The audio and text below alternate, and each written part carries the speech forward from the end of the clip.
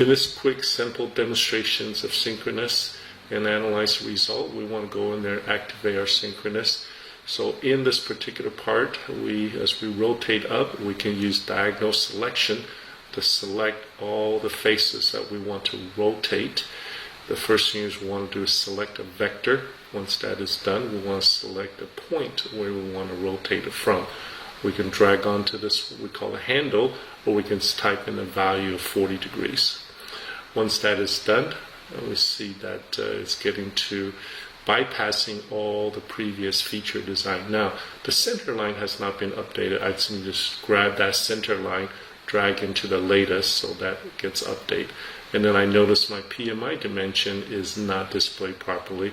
I double click on it. I want to define a planar face. I want to specify a plane.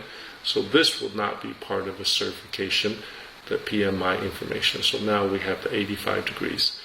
Alright, so once that is done, we went from 45 to 85, so that is something that we think will make another design change. We want to go ahead and first change the diameter. So under more, we can see that there's a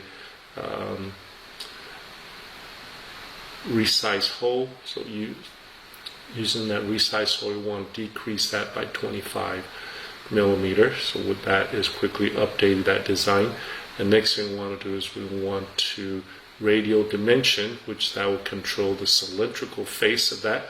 Also decrease that by 25 millimeters. So once that result is done, we see that everything's updated properly place our informations of the model-based definition entities. And then now what we want to do is basically analyze. We want to analyze this by using measure.